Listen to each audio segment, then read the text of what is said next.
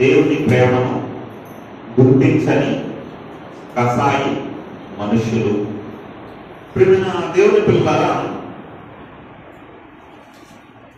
ఈ భూమి మీద లేదా ఈ ప్రపంచంలో మనుషులందరిలో తెలివి కలిగిన వాడెవరు లేదా బుద్ధి కలిగిన వాడెవరు అంటే మనకు పండితులు లేకపోతే శాస్త్రజ్ఞులు, బాగా ఉన్నతమైన చదువులు చదివిన వారు లేదా బాగా డబ్బున్నవారు అనే ఆలోచన రావచ్చు. కానీ ప్రపంచ మేధావి ఎవరు, ప్రపంచంలో చాలా తెలివి కలిగిన వారు ఎవరు అంటే ఎవరైతే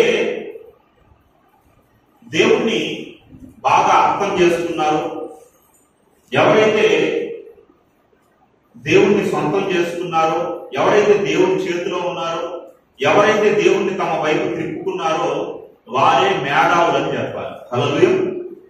వారే తెలివి కలిగిన వారు, భూమి మీద మేధావులు లేదా ప్రపంచ మేధావులు అని వారిని చెప్పాలి.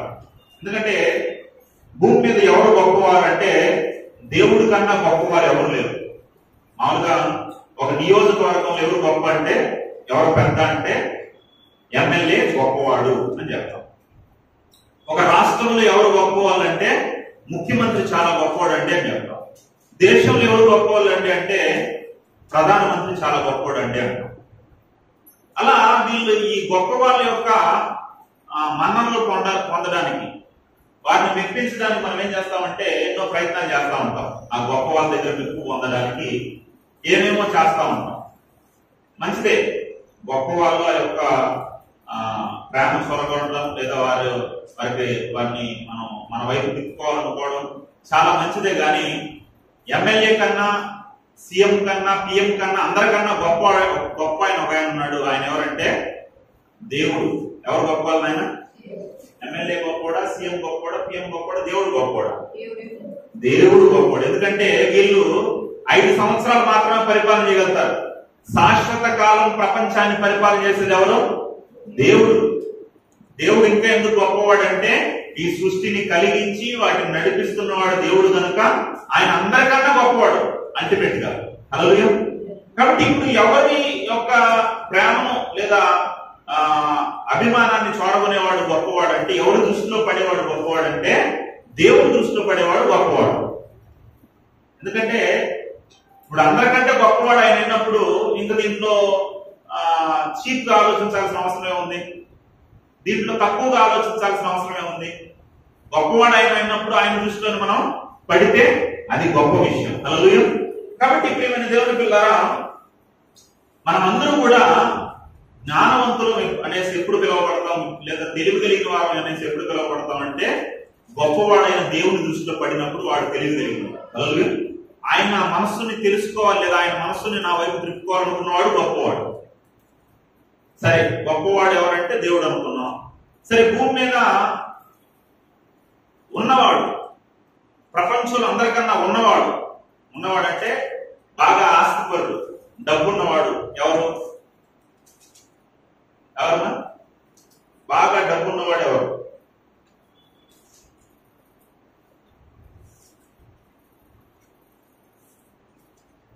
నో చాయిస్, ఎవరు? దేవుడే. రెండో మాట ఉండకూడదు. ఎందుకంటే మనుషులు కొంతవరకు ధనవంతులు అయి ఉండొచ్చు, కానీ దేవుడు ఎంత ధనవంతుడు అంటే ఈ ప్రపంచం మొత్తానికి రారాజు ఎవరు? దేవుడు. భూమియు దాని సంపూర్ణతయు నాది, బంగారు నాది, వెండి నాది, సమస్తం నాదని చెప్పాడు దేవుడు. సమస్తాన్ని కలిగించిన వాడు ఆయన. ఇప్పుడు సమస్తాన్ని కలిగించిన వాడు ఆయన అన్నప్పుడు ఆయనే గొప్ప ధనవంతుడు. మనం ఏమనుకుంటామంటే ధనవంతుల దృష్టిలో పడాలి అనేసి ఏం చేస్తామంటే వాళ్ళకి దండాలు పెట్టడం, నమస్కారాలు చేయడం, వాళ్ళకి నచ్చింది చేయడం, ఇలా చేస్తా ఉంటాం. మంచిదే, ధనవంతుల దృష్టిలో పడితే మనకేదో ఒక సహాయం చేస్తారనేసి ధనవంతుల దృష్టిలో పడడానికి ప్రయత్నం చేస్తా ఉంటాం. ఇప్పుడు ధనవంతులు దృష్టిలో పడాలనుకున్నప్పుడు దాంట్లో కకృతి ఎందుకు? దాంట్లో తక్కువగా ఆలోచించడం ఎందుకు? ధనవంతుడు అంటే ప్రపంచంలో ధనవంతుడు ఎవరు అనుకుంటున్నాం మనం? బిల్ గేట్స్ కాదు, టాటా బిర్లా కాదు, అంబానీ కాదు. అందరికంటే ధనవంతుడు దేవుడు. ఎంత ధనవంతుడు అంటే భూమి లోపల ఎంత బంగారం ఉన్నాడో తెలుసా? మనం ఉన్న ఈ భూమి లోపల బంగారం అంతా తవ్వి తీస్తే ఎంత బంగారం ఉంటుందని తెలుసా? భూమి చుట్టూ, ఇప్పుడు మన సిమెంట్ రోడ్డు ఉంది కదా, అంత మందాన భూమి చుట్టూ ఏం వేయచ్చు అంటే బంగారం వేయచ్చంట. ఈ భూమి చుట్టూ ఎంత పెద్ద భూగోళం చుట్టూ ఏమేయచ్చు? బంగారు చుట్టూ ఒక పొరలాగా వేయచ్చంట సిమెంట్ రోడ్డు మందానం. అంత బంగారం ఎక్కడుంది? ఈ భూమి లోపల ఉంది. టన్నులు తీస్తా ఉన్నా ఇంకా ఉంది బంగారం. ఇంత బంగారాన్ని కలిగించింది ఎవరు? దేవుడు. అంత ఆస్తిపరుడు ఆయన. ఇప్పుడు దీంట్లో కకృతి ఉండకూడదు. ఇప్పుడు వీళ్ళు ఎవరు మెప్పు పొందాలని మనం అనుకోవాలంటే చిన్న చితగా వీళ్ళందరూ, ఈ ధనవంతులందరూ దేవుని దృష్టిలో ఎలా అంటే జుజుబీ లాంటి వాళ్ళు, చిన్న అసలు చీమ లాంటి వాళ్ళు. ఆయన దృష్టితో ఆయన స్థాయిలో పోల్చుకుంటే అంత ధనవంతుడు ఆయన. ఇప్పుడు మనం ఎవరు దృష్టిలో పడాలనుకోవాలంటే ధనవంతుడు, ప్రపంచంలో అందరికంటే ధనవంతుడు అయిన దేవుని దృష్టిలో పడాలనుకోవాలి. ప్రపంచంలో అందరికంటే గొప్పవాడు దేవుడే. ప్రపంచంలో అందరికన్నా ధనవంతుడు దేవుడే. ఇంకా మూడోది, ప్రపంచంలో అందరికంటే మంచివాడు. అందరికంటే మంచివాడు ఎవరమ్మా? పద్మమ్మ, నిద్ర వస్తాను చల్లగా వినాలమ్మా, జాగ్రత్తగా వినాలి, నిద్రకు చోటు ఇవ్వకూడదు. ప్రపంచంలో అందరికంటే మంచివాడు ఎవరో? అది కూడా దేవుడే. హల్లెలూయా. మనం మంచోళ్ళతో స్నేహం చేయాలనుకుంటామా, చెడ్డలతో స్నేహం చేయాలనుకుంటామా? మంచి వాళ్ళతో స్నేహం చేయాలనుకుంటాం. అందుకే ఆ సిస్టర్ చాలా మంచిది, అందుకే ఆమెతో నేను ఎక్కువ స్నేహం చేస్తాను. ఆ బ్రదర్ అంటే నాకు చాలా మంచివాడు, అందుకే ఆ బ్రదర్ తో స్నేహం చేస్తాను అని మంచి వాళ్ళతో స్నేహం చేస్తా ఉంటారు. మంచి వాళ్ళతో స్నేహం చేయడానికి ఇష్టపడతారు. కానీ భూమి మీద మంచి వాళ్ళ కన్నా చెడ్డోళ్ళు ఎక్కువ మంది ఉన్నారు. అందులో మంచి వాళ్ళు కూడా ఉన్నారు, కానీ 100% మంచోళ్ళు ఎవరో లేరు. 100% మంచోడు అనేసి ఎవరినైనా చెప్పాలంటే ఆయన దేవుడు మాత్రమే. 100% మంచివాడని సర్టిఫికెట్ ఇవ్వాలంటే ఆయన ఎవరికి ఇవ్వాలంటే దేవుడికి ఇవ్వాలి. శాశ్వత కాలం మంచివాడు ఆయన. మనుషులు ఏం చేస్తారంటే కొంతకాలం మంచిగా ఉంటారు, పరిస్థితులను బట్టి చెడ్డలకు మారిపోతా ఉంటారు. కానీ ఎప్పటికీ మంచివాడుగా ఉండేవాడు దేవుడు. ఎంత మంచివాడు అంటే సమస్తాన్ని కలిగించి మనుషులకి ఇచ్చినా అందులో మనుషులు దేవుణ్ణి దూషిస్తూ ఆయన లేడంటున్న మనుషుల మీద కూడా ఏం చేస్తున్నాడు దేవుడు? తన కనికరాన్ని చూపిస్తున్నాడు, దయని చూపిస్తున్నాడు, వర్షాన్ని కురిపిస్తున్నాడు, గాలిని ఇస్తున్నాడు, వాతావరణాన్ని ఇస్తా ఉన్నాడు. వాళ్ళకు కూడా మేలు చేస్తున్నాడు. ఎంత మంచోడు చూడండి. ఆయన తిట్టిన వాళ్ళకు కూడా మేలు చేస్తున్నాడు దేవుడు. అంటే ఆయన మించిన మంచోడు ఎవరు లేదు. కాబట్టి ఎవరు దృష్టిలో పడాలి? మంచోడు అంటే దీంట్లో తక్కువ వాళ్ళ మంచి వాళ్ళ దృష్టిలో ఎందుకు పడేది? గొప్పవాడు అందరికన్నా మంచివాడు అని దేవుని దృష్టిలో పడాలి. హల్లెలూయా. ఒకటి, దేవుడు ఎవరు? గొప్పవాడు, ఆయన దృష్టిలో పడాలి. నెంబర్ 2, ధనవంతుడు, ఆయన దృష్టిలో పడాలి. నెంబర్ 3, మంచివాడు, ఆయన గొప్ప మంచివాడు, ఆయన దృష్టిలో పడాలి. ఇంకా చివరికి అందరికంటే భయం కలిగించేవాడు ఎవరు? అందరికంటే ప్రమాదకరమైన వాడు ఎవరు? ఏమా కృష్ణమ్మ, అందరికంటే ప్రమాదకరమైన వాడు ఎవరు?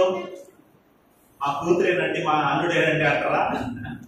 ఎవరు అందరికంటే ప్రమాదకరమైన వ్యక్తి అంటే అందరికంటే భూమి మీద అందరికంటే ప్రమాదకరమైన వ్యక్తి సద్దాం హుసేన్, లేదా దావూద్ ఇబ్రహీం, లేదా స్మగ్లర్ వీరప్పన, లేకపోతే టెర్రరిస్టులు, మావోయిస్టుల. ఎవరు అందరికంటే ప్రమాదకరమైన వ్యక్తి అంటే దేవుడే. ఎవరు అందరికంటే ప్రమాదకరమైన వ్యక్తి? ఆయనంత భీకరుడు, ఆయనంత భయంకరుడు ఎవరు లేరు. ఇప్పుడు సాతాను ఇంకా చెడ్డోడు అంటే సాతాను భయంకరుడు అనుకుంటారు. కాదు, సాతాను ఏం చేస్తాడంటే నువ్వు చెడిపోయేటట్టు చేయగలుగుతాడు, చెడిపోయేటట్టు ఆలోచన పుట్టించగలుగుతాడు. చెడిపోయిన తర్వాత నిన్ను నరకం వేసేది ఎవరో, నిన్ను శిక్షించేది ఎవరో? దేవుడు. అంటే దేవుడు కంటే భయంకరుడు, దేవుడి కంటే ప్రమాదకరమైన వ్యక్తి ఎవరు లేరన్నమాట. ఇప్పుడు అంత ప్రమాదకరమైన వ్యక్తి, అంత భయంకరుడు అయినప్పుడు, అంత భీకరుడు అయినప్పుడు నువ్వు ఎవరికి భయపడాలి? అందరికంటే ఎక్కువ దేవునికే భయపడాలి. దేని విషయంలో జాగ్రత్త కలిగి ఉండాలి? దేవుడి విషయంలో జాగ్రత్త కలిగి ఉండాలి. హల్లెలూయా. చూసారా, అన్నిట్లో ఆయన టాప్ గా ఉంటాడు. ఆడ గొప్పతనం విషయంలో ఆయనే టాపు, ధర్మం విషయంలో ఆయనే టాపు, మంచితనం విషయంలో ఆయనే టాపు, భయం కల్పించే విషయంలో కూడా యేసుక్రీస్తు అంటాడు ఏమని? మీరు ఎవరికి భయపడవాలని నేను చెప్తాను. ఎవరికి భయపడాలి? శరీరాన్ని చంపనేరక ఆత్మను శరీరాన్ని నశింపజేయగలిగిన దేవునికి మీరు భయపడండి అంటాడు యేసుక్రీస్తు. అంటే అంత భయంకరుడు అన్నమాట దేవుడు. కాబట్టి ఆయన దృష్టిలో పడాలి, ఆయన దృష్టిలో ఇష్టడుగా నడుచుకోవాలి మనం. ఇంకా అన్నిటినీ జరిగించగలిగిన ఏదనుకుంటే అది జరిగించగలిగిన వాడు ఎవరు? ఏదనుకుంటే అది చేయగలిగిన వాడు ఎవరు? దేవుడే. ఆయన అనుకున్నాడు అనుకో, నిన్ను బ్రతికించాలంటే బ్రతికించగలడు, చంపాలనుకుంటే చంపగలడు, నిన్ను సంతోషంతో నింపాలనుకుంటే నింపగలడు, నిన్ను దుఃఖంలో ముంచాలంటే ముంచగలడు, నిన్ను ఉన్నతమైన శిఖరాలకు చేర్చాలంటే చేర్చగలడు, నిన్ను అధోపాతాలను తొక్కేయాలంటే తొక్కేయగలడు, ఏమైనా చేయగలడు. నువ్వేమనుకున్నా అది ఆయన అనుకుంటే అది జరుగుతుంది. నువ్వేమనుకున్నా అది ఆయన అనుకోలేదు అనుకో, అది ఎప్పటికీ నువ్వెంత గొప్పవాడైనా ఎలాంటి వాడైనా ఎంత తలాంతులు ఉన్నా ఎన్ని టాలెంట్స్ ఉన్నా నువ్వు అనుకునేది ఆయన అనుకోకపోతే ఎప్పటికీ అది జరగదు. నువ్వు అనుకోనిదైనా ఆయన అనుకున్నాడు అనుకో, అది ఖచ్చితంగా జరిగి తీరుతారు. నోవా కాలంలో ఉన్న ప్రజలు ఏం చేశారు? పెళ్లిళ్ళు చేసుకోవాలనుకున్నారు, నారులు నాటాలనుకున్నారు, విందులు చేసుకోవాలనుకున్నారు, ఇల్లులు కట్టుకుంటున్నారు, గృహప్రవేశం చేయాలి, ఈరోజు పెళ్లి చేసుకోవాలి, ఈరోజు నాట్లు నాటాలి, ఈరోజు వ్యాపారం పెట్టాలి అనేసి అన్ని ప్లాన్లు చేసుకోండి. వాళ్ళు అన్ని ప్లాన్లు చేసుకుంటే ఆ రోజు ఏమొచ్చింది? జలప్రలయం వచ్చింది. హల్లెలూయా. వాళ్ళ అనుకుని జరిగిందా? దేవుడు అనుకుని జరిగిందా? కొన్ని కోట్ల మంది, కొన్ని లక్షల మంది అనుకున్నారు మేము ఇలా చేయాలి, పెళ్లిళ్ళు చేసుకోవాలి, లేదా వెల్లు ఓపెనింగ్ చేసుకోవాలి, నారులు నాటాలి, ఎన్నెన్నో ప్లాన్లు చేసుకున్నారు. కానీ దేవుడు ఏమనుకున్నాడు అదే జరిగింది. వాళ్ళు ఎన్ని అనుకున్నా అవేం జరగల. అంటే దేవుడు ఏదనుకుంటే అది జరగదు అనమాట. ఆయన ఏమనుకుంటే అది చేయగలడు అనమాట. సరే, దేవుడు ఎంత గొప్పవాడు! దేవుడు గొప్పవాడు, ఉన్నతుడు, మంచివాడు, భయంకరుడు. ఆయన ఏమనుకుంటే అది చేయగలడు. ఇప్పుడు మనం ఎవరు దృష్టిలో పడాలి? అందరికంటే టాప్ ఆయన ఉన్నాడు. ఇప్పుడు ఎవరు దృష్టిలో పడాలి? మనం దేవుని దృష్టిలో పడాలి. ఎవడైతే దేవుని దృష్టిలో పడాలనుకుంటాడో వాడే తెలియగలిగినవాడు, వాడే మేధావి. ఏదో చీప్ గా ఆలోచిస్తా వాళ్ళ దృష్టిలో వీళ్ళ దృష్టిలో పడాలన్నాడు తెలివైనవాడు కాదు. టాప్ లో ఎవరున్నారు? అందరికంటే ఉన్నతమైన స్థాయిలో ఉన్నారు. ఎవరున్నారు? ఆయన దృష్టిలో నేను పడాలి అని అనుకోవాలి. ఆయన దృష్టిలో పడకుండా నీకు ఎన్నున్నా, ఎంత గొప్పవాడు అయినా, ఎంత చదువుకున్నవాడు అయినా, ఆయన దృష్టిలో నువ్వు పడకపోతే ఏ ఉపయోగం ఉండదు. నువ్వు అంత ఆశీర్వదింపబడిన వాడు కాదు. కాబట్టి ఇప్పుడు ఆయన దృష్టిలో పడాలి, ఆయన పట్టుకోవాలి. మన సబ్జెక్ట్కి వచ్చేసాను. ఇప్పుడు ఆయన పట్టుకోవాలి. ఇంత గొప్పవాడు కదా, ఇప్పుడు ఇన్ని విషయాలు మనం ఇంత గొప్పవాడు కదా, ఇప్పుడు ఆయన మనం పట్టుకోవాలంటే ఏం చేయాలి? ఏమ్మా, ఆయన మనం ఎలా పట్టుకోగలం? ఆయన మైండ్ సెట్ నువ్వు అర్థం చేసుకుంటే ఆయన మనం ఏం చేయగలుగుతాం? పట్టుకోగలుగుతాం. ఆయన మైండ్ ఏంటో నీకు అర్థమైతే ఆయన ఓహో ఇలా అనుకుంటాడా, ఇలా అనుకుంటాడా, ఓహో ఇలా చేస్తే మనం పట్టుకోగలం అనేసి అలా పట్టుకోగలం, ఆయన దృష్టిలో పడగలం. అందుకే బైబిల్లో మనం చదివిన మాట ఒకసారి రోమిలకు రాసిన పత్రిక 11వ అధ్యాయం 34 చదవండి. రోమిలకు రాసిన పత్రిక 11:34.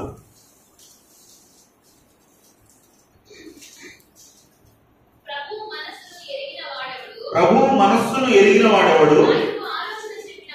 ఆయనకు ఆలోచన చెప్పిన వాడెవడు? ప్రభువు మనస్సు ఎరిగిన వాడెవడు? మీకు ఎవరికైనా తెలుసా ప్రభు మనసు? ప్రభు మనస్సు మీకు తెలుసా? బైబిల్లో రాయబడింది ప్రభువు మనస్సు తెలిసిన వాడెవడు? హల్లెలూయా. ఆయన మైండ్ సెట్ నీకు తెలుసా? ఆయన మనస్సు నీకు తెలుసా? హల్లెలూయా. ఇప్పుడు ఆయన మైండ్ సెట్ ఏంటో, ఆయన మనస్సు ఏంటో మనకు తెలిస్తే, దానికి ఇష్టమైనది మనం చేస్తే ఆయన దృష్టిలో మనం పడతాం. అంతే కదా. ప్రియుడు ప్రియురాలు మనసు దోచుకోవాలనుకుంటాడు, భర్త భార్య మనసు దోచుకోవాలనుకుంటాడు, భార్య భర్త మనసు దోచుకోవాలనుకుంటుంది, పిల్లలు తల్లిదండ్రుల మనసు దోచుకోవాలనుకుంటారు, తల్లిదండ్రులు పిల్లల మనసు దోచుకోవాలనుకుంటారు. ఒక్కొక్కరు పేదవాడు లేదా పనివాడు యజమాని మనసు దోచుకోవాలనుకుంటాడు. ఇలా ఆలోచిస్తూ ఉంటారు కదా. ఎందుకు అలా వాళ్ళ మనసు దోచుకుంటే వాళ్ళు మాకు నచ్చింది వాళ్ళు మాకు చేస్తారు, మాకు ఇష్టమైనది వాళ్ళు ఇస్తారు, వాళ్ళ దగ్గర నుండి మేలు పొందుకోవచ్చు అని. స్కూల్లో టీచర్ దగ్గర కూడా పిల్లలు ఏం చేస్తారమ్మా, ఏదో ఒకటి ఇస్తా ఉంటారు. ఎందుకని? వాళ్ళ మనసు మేము దోచుకోవాలి, పిల్లలు వాళ్ళ దృష్టిలో మేము పడాలి అనేది చేస్తా ఉంటారు. ఇప్పుడు నువ్వు ఆయన మనసు నీకు తెలుసా? ఆయన మనసు నీకు తెలిస్తే ఆయన దృష్టిలో నువ్వు పడగలుగుతావు. ఆయన మైండ్ సెట్ ఏంటో నీకు తెలిస్తే ఆయన దృష్టిలో నువ్వు పడగలుగుతావు. కాబట్టి ఇప్పుడు ఆయన మనసు ఎలా ఉంది? ఆయన మనస్సు ఏం చేస్తా ఉంది? ఆయన మనస్సు ఎలా ఆలోచిస్తా ఉంది అని మనం ఆలోచిస్తే ఎలా తెలుస్తుంది మనకు? ఆయన మనస్సు తెలుసుకోవాలంటే ఎలా తెలుసుకోగలము? 66 పుస్తకాలు చదవడం ద్వారా ఆయన మనస్సు మనకు అర్థం. ఇప్పుడు ఆయన మనసులో ఏముందో, ఆయన మనసులో ఏమనుకుంటున్నాడో ఒక మాట మనం చదువుకున్నాం. ఆమోసు గ్రంథము 22వ అధ్యాయము, ఆమోసు గ్రంథము 5వ అధ్యాయం 22వ వచనం.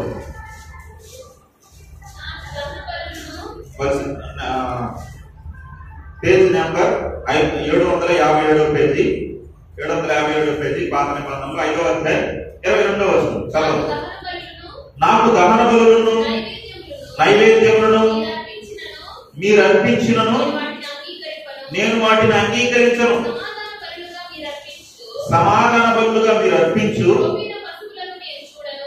కొవ్విన పశువులు నేను చూడను. నీ పాటలకు నన్ను ఎద్దు నుండి తొలగిపోనివ్వడి.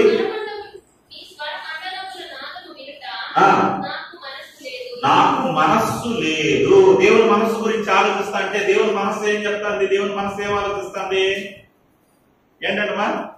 ఆయనకు మీరు అర్పించే దారులు అవసరం లేదంట, నైవేద్యాలు అవసరం లేదంట, ఇంకా మీరు పాటలు పాడినా ఆయనకు నచ్చదంట, మీరు వాయిద్యాలు వాయించినా ఆయనకు నచ్చదంట.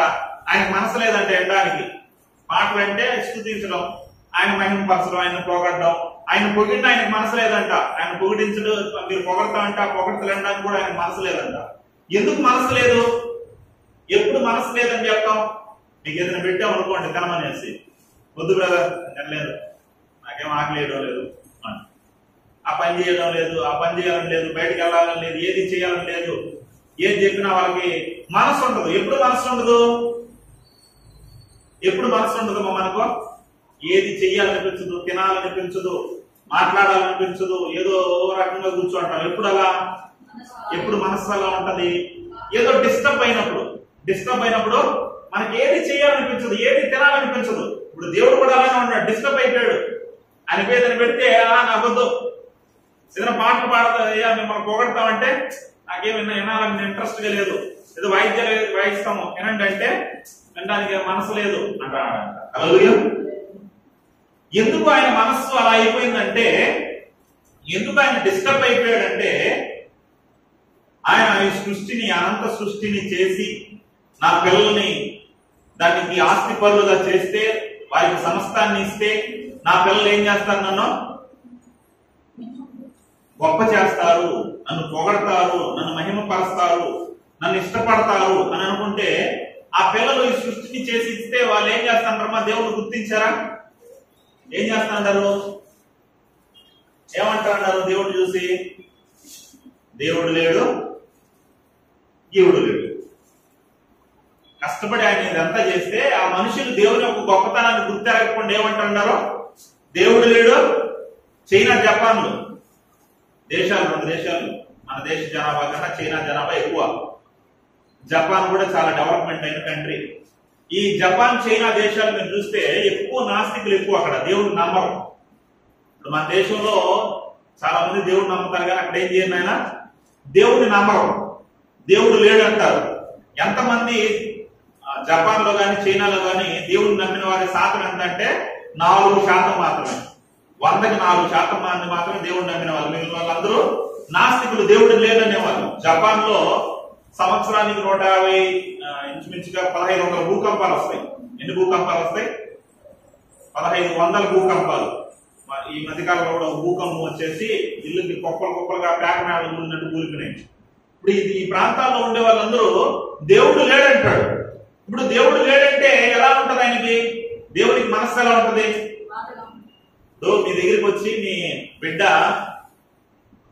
మీ గురించి ఏమంటుందంటే, నాకు అమ్మ లేదు, నాన్న లేడు అన్నాడు అనుకో. మీరు పెంచి ప్రయోజనం చేసి కష్టపడి మీరు తినక వాళ్ళకు పెట్టి వారిని చక్కగా చదివించి వారికి చక్కగా పెళ్లి చేసిన తర్వాత ఆ పిల్లలు వచ్చి నాకు అమ్మ లేదు, నాన్న లేడు అన్నారు అనుకో, ఎలా ఉంటుంది మీ మనస్సు? మీకేమైనా తినబుద్ధి అవుతుందా? అప్పుడు వచ్చేవారని నిన్ను పొగిడారు అనుకో, పొగడండి పొగిడించుకుంటారా? ఏం లేదు బ్రదర్, వినాలని లేదు, నాకు మన మనసులో లేదు అనేసి ఏం వెళ్ళారు మీరు. హల్లెలూయా. ఇప్పుడు దేవుడు కూడా ఏం చేస్తున్నాడంటే, నైవేద్యం మీరు పెట్టి ఆ నైవేద్యం నాకొద్దు, మీ బలు నాకొద్దు, మీ పాటలు నాకొద్దు అంటున్నాడు. ఎందుకంటే ఆయన మనసు బాగలేదంట, డిస్టర్బ్ అయిపోయాడు బాగా. ఎందుకు డిస్టర్బ్ అయిపోయాడంటే, ఆయన కలుగు చేసిన మనిషి ఏమంటాడంటే, తన పిల్లలు ఏమంటాడంటే, దేవుడు లేడు, నీవుడు లేడు. అంటే ఎవరు లేరని? నాకు తండ్రి లేడు అంటాడు, సృష్టికర్త లేడంట. అంటే అది ఎలా ఉంటదంటే, మరి నువ్వు ఎలా వచ్చావంటే, నా అంతకు నేనే వచ్చేసా. మీ అమ్మ ఎవరు నాన్న, మీ నాన్న ఎవరు నాన్న అంటే, నాకు నాన్న అమ్మ లేరు. ఇంకెలా వచ్చారంటే, నా అంతకు నేనే వచ్చేసా. అంటే ఎంత ఎర్రితనమో అలానే ఈడేమంటాడంటే, దేవుడు లేడు అంటాడంట. అందుకే ఆయన చాలా బాధపడిపోతాడు. ప్రేమైన దేవుని పిల్లరా, నా పిల్లలు నన్ను గుర్తించడం లేదే. కీర్తన గ్రంథం చదవండి అన్నమాట. కీర్తన గ్రంథము 14వ అధ్యాయం 1వ వచనం. కీర్తన గ్రంథం 14వ అధ్యాయం 1వ వచనం. దేవుడు లేడని బుద్ధిహీనులు తమ హృదయములలో అనుకుందరు. ఏం చేస్తారంటే మా బుద్ధిహీనులు తమ హృదయంలో దేవుడు లేడు అనుకుంటారంటే, దేవుడు చెప్తాడు, తండ్రి బాధపడతాడు, నా పిల్లలు నేను లేరని చెప్తాడు, నేనే లేనంట, నేనే లేనంట అన్నారు నా పిల్లలు. కాబట్టి కోపం వచ్చేసి ఆయన ఏమంటాడు అంటే బుద్ధిహీనులు, ఇంకా వాళ్ళు చెడిపోయిన వాళ్ళు, అసహ్య కార్యాలు చేయుదురు అనేసి దేవుడు కోపం వచ్చేసి తిడతాడు వాళ్ళని. అలా నేనే లేనంటాడే, నేనే కదా ఇవన్నీ కలుగు చేసింది, నేనే కదా వాడికి ఇచ్చింది, నేనే లేదంటాడేంటి అనేసి ఆయన చాలా బాధపడిపోతాడు. ప్రేమైన దేవుని పిల్లలు, 20 సంవత్సరాలు లేదా 25 సంవత్సరాలు లేదా 15 సంవత్సరాలు పెంచిన పిల్లలు, మా నాన్న లేడు, మా నాన్న నా దృష్టిలో చచ్చిపోయాడు, మా అమ్మ నా దృష్టిలో చచ్చిపోయింది, మా అమ్మ లేదు నాన్న లేదు అంటే మనకు ఎంత బాధ వేస్తుంది. అటువంటి 20 సంవత్సరాలు పెంచిన దానికి నీకే అంత బాధ వేస్తే, నువ్వు భూమి పుట్టక ముందే ఈ లోకానికి కావాలని కోరుకొని నిన్ను ఈ లోకంలో పుట్టించి నిన్ను ప్రయోజకుడిని చేస్తే దేవుడు లేడంటే ఆయనకి కూడా ఏమొస్తుంది? బాధ. ఒకరంటారా, ఇప్పుడు 2 పిల్లలు ఉన్నారు, 2 పిల్లల్లో ఒకడన్నాడు అనుకో, నాకు అమ్మ లేదు నాన్న లేదనేసి, అంటే ఒకడంటే ఎంత బాధపడిపోతాం మనం. ఇప్పుడు దేవుడిని ఒకడంటావులే, ఎంతమంది అంటాడారు? కొన్ని కోట్ల మంది ఏమంటున్నారు? నో గాడ్, నో గాడ్, దేవుడు లేడు, దేవుడు లేడు అంటాడు. ఇప్పుడు అందుకే దేవుడికి చాలా బాధ అనిపించేసింది. ఆయన మనసు బాగాలేదు, డిస్టర్బ్ అయిపోయాడు. అయ్యో నా పిల్లలు నేను లేనంటాడారే అనేసి బాధపడిపోతున్నాడు. ఇంకా ఆయన మనసు ఎందుకు బాధపడుతుందంటే, సరే కొంతమంది దేవుడు లేడు అంటాడు, ఇంకొంతమంది ఏం చేస్తుంటారు తెలుసా? దేవుడు ఉన్నాడు కానీ అందరూ దేవుళ్ళే. అందరూ ఎవరు? అందరూ దేవుళ్ళే.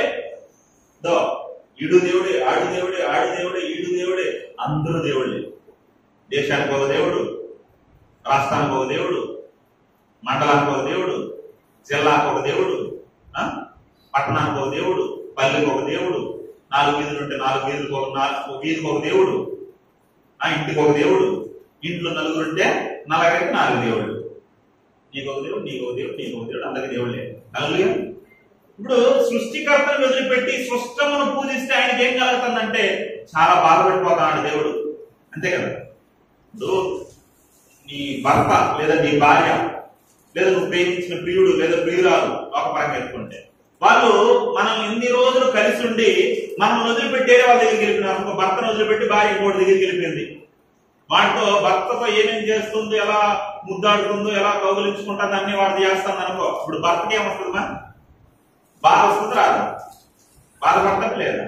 ఇప్పుడు దేవుడు కూడా చాలా బాధ అనిపిస్తుంది. ఎందుకంటే ఈ అవయవాలన్నింటినీ దేవుడు చక్కగా తల్లి గర్భంలో నిర్మించాడు. చేతులు, కాళ్ళు, తలకాయ, నోరు అన్ని అవయవాలన్నీ నిర్మించి ఇవన్నీ నా కోసం పని చేయాలనుకుంటే ఈ చేతులతో ఏం చేస్తాడారో రూపాలు చేసుకునేసి వాటి కాళ్ళ ముందర పూలు చదువుకుంటా, వాటి కాళ్ళు పట్టుకొని వాటిని ఊరేగిస్తా, భుజాల మీద ఊరేగిస్తా, వాటిని నోటితో పాడుతా ఉంటే దేవుడు ఏమనుకుంటాడు? అయ్యో ఈ చేతులు నేనే కదా చేసింది, ఈ చేతులతో నేను మహిమపరచబడాలనుకుంటే ఆ చేతులతో వాడు ఏదో చేస్తాననేది, ఆ నోటితో నన్ను కదా మహిమపరచాల్సిన వాడు, ఆ నోటితో వేరే వాళ్ళు మహిమపరుస్తాడు ఏంటి అని తండ్రి అయిన దేవుడు ఏమవుతాడు? బాధపడతా అన్నాడు. హల్లెలూయా. ఆయన మనసులో లేదు, అయ్యో నేను ప్రేమించిన నా పిల్లలు నన్ను తండ్రి అని పిలవకుండా ఎవరెవరినో తండ్రి అని పిలుస్తా ఉంటారే. ఏమన్నా మీ నాన్న ఎవరు అని అడిగినాం అనుకో, మీరేమనాలి? ఈయనండి మా నాన్న అనాలి. అలా కాకుండా మీ నాన్న ఎవరమ్మా అంటే, ఆ పక్కింటోడు మా నాన్నే, ఈ పక్కింటోడు మా నాన్నే, ఆ ఎదురింటోడు మా నాన్నే, వెనకింటోడు మా నాన్నే, ఈ ఊర్లో ఉండే వాళ్ళందరూ మా నాన్నలే అన్నదానితో ఎలా ఉంటది? సొంత నాన్నకి బాధ ఉంటుందా ఉండదా? అలానే సృష్టికర్త అయిన దేవుడిని పక్కన పెట్టేసి అందరినీ దేవుళ్ళు అంటారు. ఆయనకి అందుకే బాధ వచ్చేస్తుంది. ప్రియమైన దేవుని పిల్లారా, కొన్ని సందర్భాల్లో కొంతమంది లేపేసినాడు బైబిల్లో, అంతే కదా. ప్రేతంగా ప్రేమించేసినాడు, వాడిని మోసం చేసి వెళ్ళిపోయింది అనుకో, కొంతమంది చిక్కిపోయేసి ఏం చేస్తారంటే చంపేసే వాళ్ళు కూడా ఉన్నారు. దేవుడు కూడా పిచ్చి అప్పుడప్పుడు కొంతమంది లేపేసినాడు. అలాగే బైబిల్లో చూస్తే చూడండి, మన ఎదుటే మనం ప్రేమించిన వ్యక్తి వేరే వాళ్ళతో కనబడితే చాలా బాధ వేస్తుంది. కాబట్టి నాకు తెలుసు వాడు ఒక అమ్మాయిని ప్రేమించినాడు, మా ఊర్లో ఉంటాడు. ప్రేమించినాడు, చాలా సంవత్సరాలు కలిసి ఉన్నారు, తిరుగుతా ఉన్నారు వాళ్ళ అమ్మ నాన్న తెలియకుండా. తిరుగుతా ఉంటే ఆ పాప కాలేజీకి వెళ్ళింది, స్కూల్లో బాగానే ఉంది, కలిసే ఉంది. మళ్ళీ ఇప్పుడు కాలేజీకి వెళ్ళింది. కాలేజీకి వెళ్ళేసరికి అక్కడ వేరే వాడిని ఇష్టపడింది. ఏం చేసింది? ఇది ప్రేమ అయితే కదా, ఇది ఆకర్షణ కాబట్టి ఈ రోజు నువ్వు అట్రాక్ట్ కనపడతా, రేపు ఇంకోటి కనపడతాడు, పెళ్లి అయితే ఇంకోటి కనపడతాడు. కాబట్టి ఇష్టపడింది. మళ్ళీ కాలేజీకి వెళ్ళేసరికి ఇంకోటి ఇష్టపడింది. ఇష్టపడింది, ఇన్ని మెయింటెనెన్స్ చేస్తామని తెలియకుండా ఇద్దరిని, ఒకరికి తెలియకుండా ఒకరిని మెయింటెనెన్స్ చేస్తా. ఒక రోజు ఏం జరిగిందంటే వీటితో ఎక్కువ మాట్లాడడం తగ్గించేసింది, ఫోన్లో ఎక్కువ మాట్లాడడం లేదు, వీటితో ఫోన్లో ఎక్కువ మాట్లాడుతుంది. వీడికి ఏం అర్థం కాల. అడిగితే ఏం చెప్తుంది అంటే మా అక్కతో మాట్లాడుతా అన్నాను అని చెప్పేది. సరే ఒక రోజు బస్ స్టాండ్ కాడ ఆ పాప ఫోన్ మాట్లాడతాము, వీడు ఫోన్ చేయడాడు. చాలా సార్లు ఫోన్ చేసి కట్టడం లేదని ఒకసారి ఫోన్ చేయడాడు. ఫోన్ చేస్తే ఎవరితోనో మాట్లాడుతాను. సరే జ్యూస్ షాప్ లో కూర్చొని కూర్చోంటే వేరే వాడు మాట్లాడుతూ ఉన్నాడు. మాట్లాడుతూ ఉంటే ఆ పాప పేరు పెట్టి ఏం చేస్తా ఉన్నావు అనేసి వాళ్ళు ముచ్చట్లు ఇచ్చుకుంటా అది చెప్పాను కదా, కాలేజీలో వాడితో మాట్లాడతాం. వీడికి డౌట్ వచ్చి ఫోన్ చేశాడు. మళ్ళీ ఫోన్ చేస్తే కొద్దిసేపు మాట్లాడి మళ్ళీ కట్ చేసి మళ్ళీ వీడికి ఫోన్ చేసింది. ఇది ఎవరితో మాట్లాడుతున్నావు అంటే మా అక్కతో మాట్లాడుతున్నానని చెప్పి. వాస్తవానికి ఎవరితో మాట్లాడుతుంది? సెకండ్ లవర్తో మాట్లాడుతాను అన్నమాట. సరే మెల్లిగా వాడు టైప్ చేస్తున్న మెసేజ్ అన్ని వీడు పక్కన తెలిసి తెలియకుండా చూశాడు. భయంకరమైన కోపం వచ్చింది.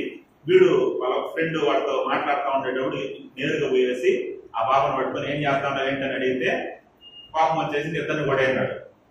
ఆ పాపని అన్ని కొట్టేసినాడు. కొట్టేస్తే ఆ పాప ఏం చేసిందంటే కొట్టిన వెంటనే ఈ పాప వాడికి చంపబట్టి చల్లనిచ్చింది. నువ్వెవరు నన్ను అడగడానికి? ఆడు దగ్గర 4 లక్షలు ఖర్చు పెట్టినాడు. అప్పటికే అపురూపాలు అయిపోయినాడు. తగులుగా ఎన్నోసార్లు కోపం మీద వాడికి ఆ పాప విషయంలో ఎవరెవరు వచ్చినారు వాళ్ళందరి మీద గొడవ పడేసి పోలీస్ స్టేషన్ కూడా వెళ్ళొచ్చినాడు. ఇన్ని చేసిన తర్వాత ఇప్పుడు ఏమంటుంది? చంప మీద చెల్లెని కొట్టి వీడితోనేమంటా నువ్వు నన్ను అడగడానికి అనేసి పోలీస్ కంప్లైంట్ పెట్టింది. ఆడికి నిద్ర పట్ల 4 రోజులు నిద్ర పట్టకుండా అన్నం ఆగి లేకుండా వాడికి నిద్ర మాత్రం 4-5 నిద్ర మాత్రం వేసుకునేవాడు.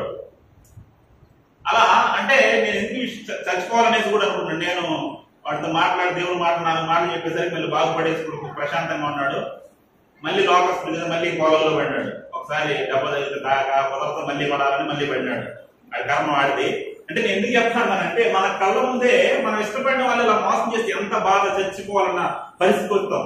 ఇప్పుడు దేవుడి కళ్ళ ముందే ఆయన ప్రేమించిన వాళ్ళు, ఆయన చేతులతో చేసుకున్న వాళ్ళు వేరే వాటిని ఆరాధిస్తా ఉన్నారు అనుకో, వేరే వాటిని ప్రేమిస్తా ఉన్నారు అనుకో, ఇప్పుడు ఆయనకి ఏమనిపించాలి? ఆయన కూడా చచ్చిపోవాలనిపిస్తా ఉంటారు. కానీ చచ్చిపోగలడా? చచ్చిపోగలడు. ఎందుకంటే ఆయనకి మరణం లేదు. ఆయన మరణం లేనివాడు. హల్లెలూయా. కాబట్టి అది చేయలేడు. అందుకని ఆయన ఏం చేస్తాడంటే మనసంతా బాధపడిపోతా ఉన్నాడు. అయ్యో అసలు చివరికి ఆయన చెప్పుకుంటాడు. ఏమని చెప్పాడు చూడండి. నిర్గమాకాండం మనకు తెలిసిన వచనమే. నిర్గమాకాండం 20:3 వచనం. నిర్గమాకాండం 20:3 వచనం.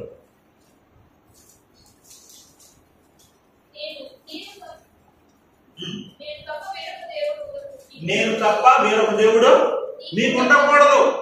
దేవుడే చెప్పుకుంటాడు, నేను తప్ప మీకు వేరొక దేవుడు ఉండకూడదు.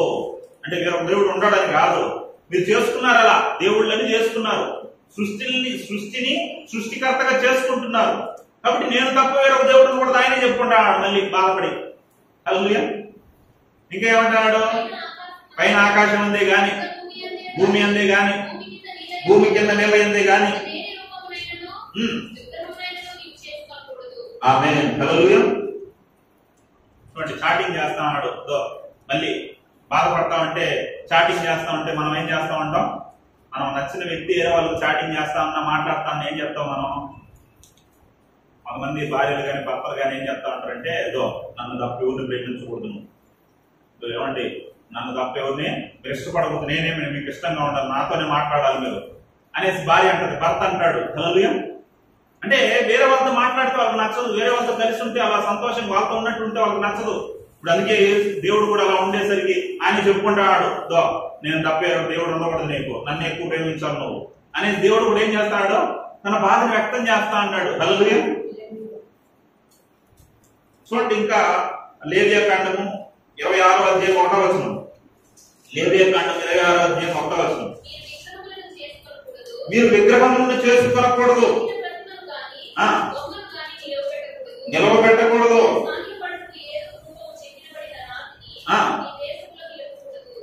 మీరు నిలపకూడదు.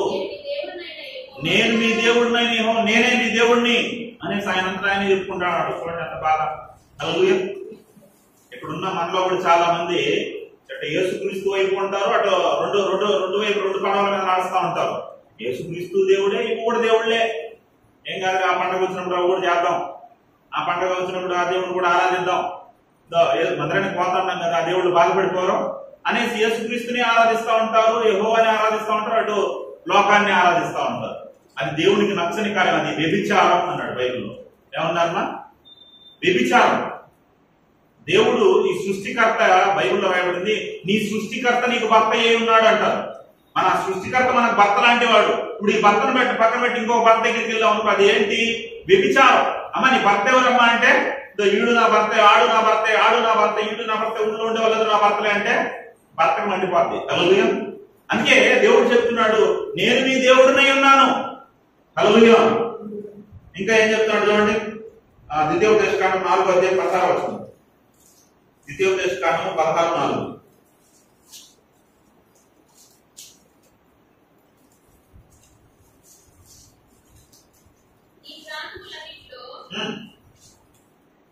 ద్వితీయోపదేశకాండం 4:16.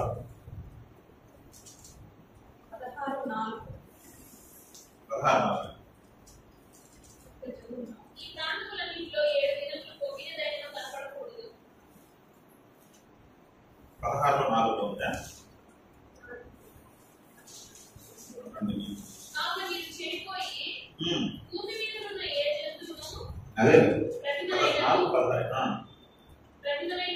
ప్రతిమనైనను ఆకాశం మీద ఎగిరే రెక్కలు కలిగే పక్షినైనను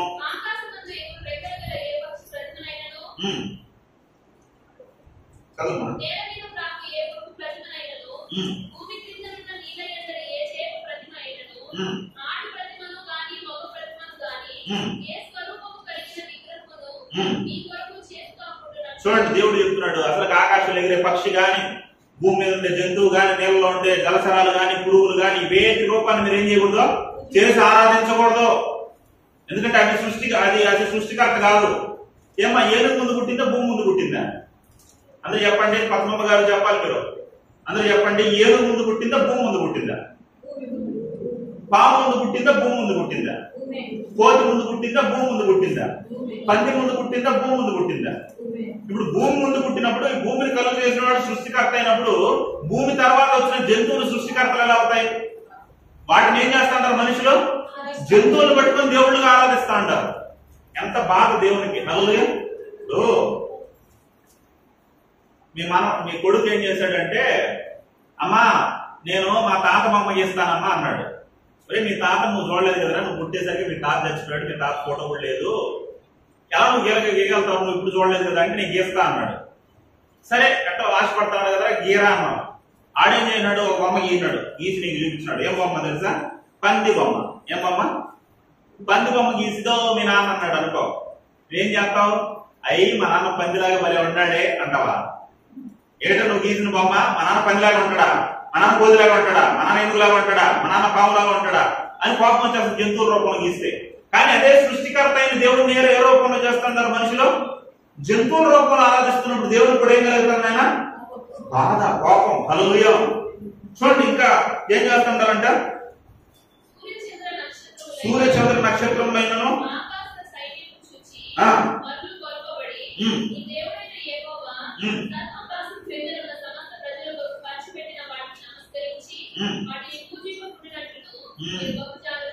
జాగ్రత్త పడుడి. చూడండి కొంతమంది సూర్య చంద్ర నక్షత్రాలని ఆరాధిస్తూ ఉంటారు. సూర్యుడు దేవుడే, చంద్రుడు దేవుడే, నక్షత్రాలు దేవుడే, గ్రహాలు దేవుడే. అవన్నీ సృష్టి. అవి దేవుడు ఏం చేశాడు? మనకు పంచి ఇచ్చాడు. పంచి ఇచ్చినవి గొప్పగా, పంచి పెట్టినవాడు గొప్పడా? ఏమా? పంచి ఇచ్చినవి గొప్పగా, పంచి పెట్టినవాడు గొప్పడా? పంచి పెట్టినవాడు గొప్పడా? ఆయన పంచి పెట్టాడు. ఇవన్నీ నీకు అవసరం అనేసి పంచి పెట్టాడు. ఈ సృష్టిని, నీకు కలిగిన వాటిని అన్నింటినీ పంచి పెట్టాడు. పంచి పెట్టిన వాటిని పంచి పెట్టినవాడు అంటే ఎలా? పంచి పెట్టబడినవే పంచి పెట్టినవాడు. ఆయనే గొప్పవాడు. ఆయనే మనం ఆరాధించాలి. ఆయనకే థ్యాంక్స్ చెప్పాలి. ఆయనకే కృతజ్ఞతలు చెప్పాలి. హల్లెలూయా. చూడండి దేవుడు ఎంత ఆలోచన, ఆయన ఎంత బాధపడుతూ ఈ మాటలు చెప్తున్నాడు. చూడండి ప్రియమైన దేవుని పిల్ల, ఒకరేమో దేవుని మనసును బాధ పెడితే దేవుడే లేడనే వాళ్ళు కొంతమంది, ఇంకొంతమంది ఏం చేస్తున్నారు, దేవుడు ఉన్నాడు కానీ వీళ్ళందరూ కూడా దేవుడు, వీళ్ళందరూ కూడా తండ్రులే. ఒక కుటుంబంలో 4 పిల్లలు ఉన్నారు అనుకో, 4 పిల్లలకి ఎంతమంది తండ్రులు ఉంటారమ్మా? ఎంతమంది ఉంటారు? ఒకరే. 4 ఉన్నారు కాబట్టి 4 తండ్రులు ఉన్నారనే రూల్ ఏమి లేదు. 4 ఉన్నా 4కి ఒక తండ్రి ఉండొచ్చు. హల్లెలూయా. అలానే ఇంత పెద్ద సృష్టి ఉన్నా, ఇంతమంది జనాభా ఉన్నా, వీళ్ళందరికీ దేవుళ్ళు ఎంతమంది? ఒక్కడే. ఒకడే సూర్యుడైనప్పుడు, ఒకడే చంద్రుడైనప్పుడు, ఒకటే భూమి అయినప్పుడు దీన్ని కలుగు చేసిన దేవుడు ఒకడే కాదా? ఆయన ఒక్కడే. హల్లెలూయా. ఆ సృష్టికర్త అయిన దేవుడు మనం ఏం చేయాలి? ఆరాధించాలి. ఆయన ఆరాధించకపోతే ఆయన చాలా బాధపడుతున్నాడు. కాబట్టి ప్రియమైన దేవుని పిల్లరా, మనం ఆయన ఆరాధించాలని ఇంకా 25వ వచనంలో కూడా చూడండి. ఇలా చాలా వచనాలు మనం బైబిల్ నుండి చూడవచ్చు. 25వ వచనం చదివండి చివరిగా.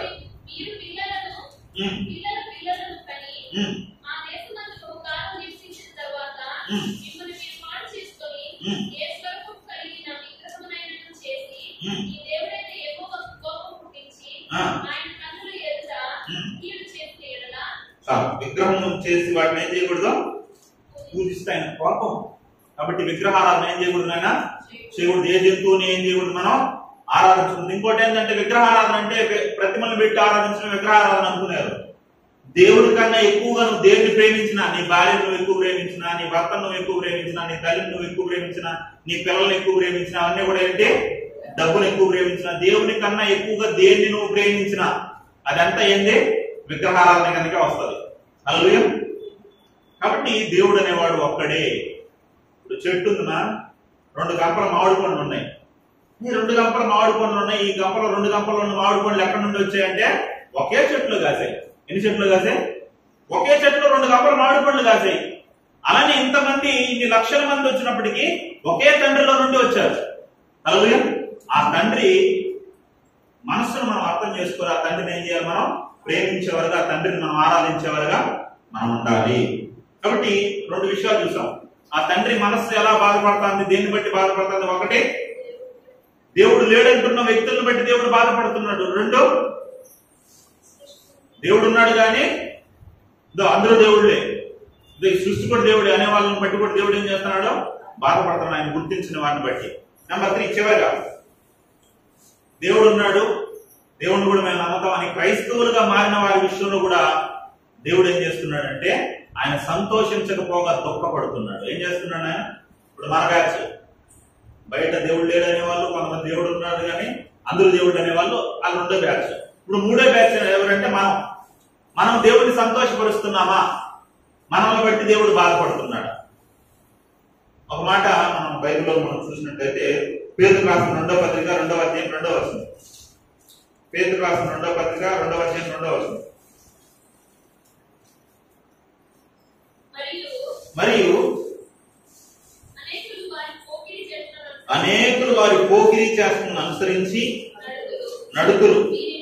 వీరిని బట్టి సత్య మార్గము దూషింపబడతాందంట. అనేకులు పోకిరీ శాస్త్రం, పనికిమాలిన శాస్త్రం చేస్తా ఉంటారు. దేవుడిని నమ్మిన తర్వాత కూడా పనికిమాలిన పనులు చేస్తా ఉంటారు, పనికిమాలిన శాస్త్రం చేస్తా ఉంటారు. అందుని బట్టి సత్య మార్గం ఏమవుతుందంటే సత్య మార్గం దూషింపబడుతుంది.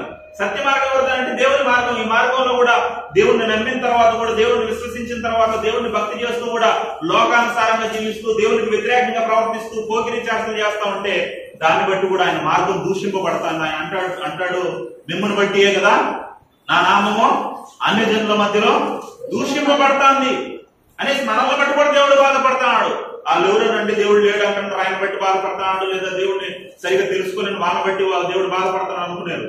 మన అందరిని బట్టి కూడా, మనం చేస్తున్న పనులను బట్టి, ఎప్పుడైతే మనల్ని బట్టి దేవుడు నామం దూషింపబడతారో, ఏమంటే వాళ్ళు అంతే వీళ్ళు అంతేనంటే పెద్ద తేడా ఏం లేదు అని మన దేవుడిని దూషిస్తా ఉంటారు, దేవుడిని అవమానిస్తున్నారో, అప్పుడు ఆయన ఏం చేస్తున్నాడు? ఆ విషయంలో కూడా బాధపడిపోతున్నాడు. హల్లెలూయా.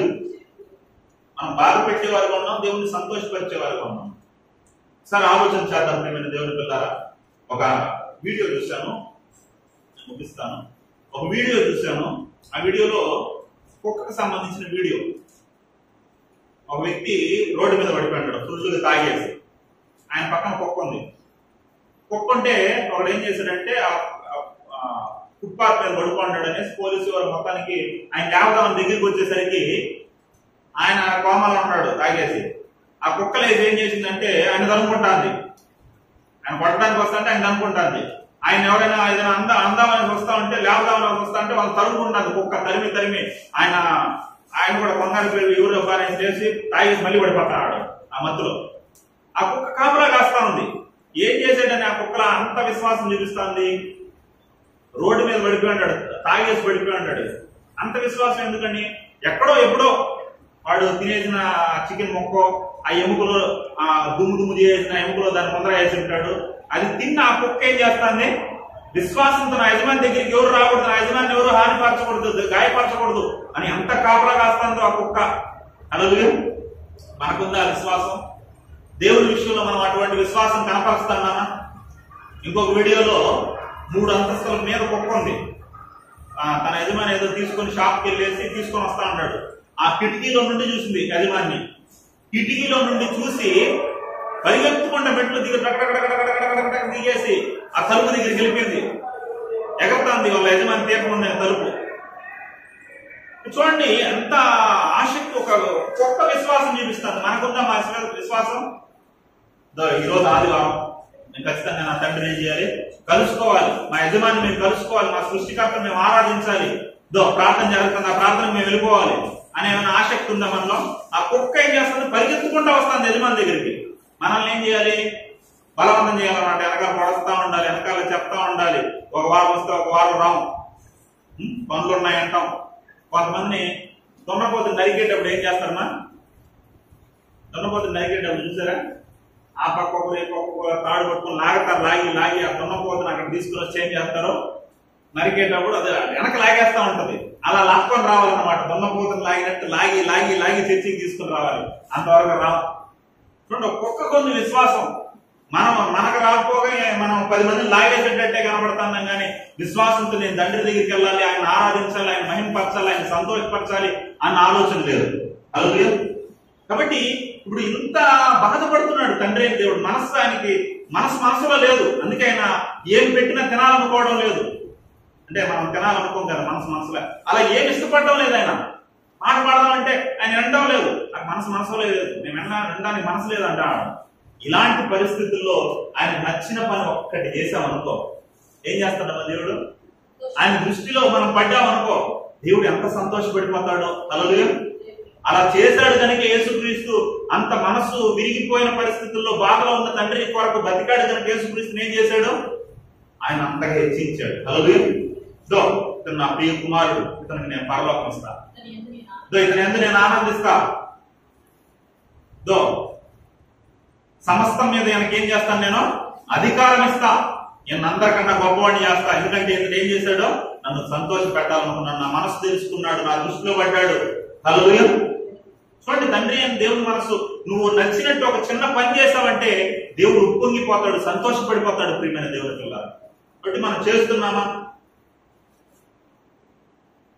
ఆయన ఇంప్రెస్ చేస్తున్నామా? ఆయన ఇంప్రెస్ చేస్తే మన తండ్రి మనల్ని సంతోషపరిచే వారుగా మనం ఉంటే ఖచ్చితంగా దేవుడు మనల్ని ఏం చేస్తాడు? నిండాలుగా దీవిస్తాడు, నిత్య జీవం ఇస్తాడు. హల్లెలూయా.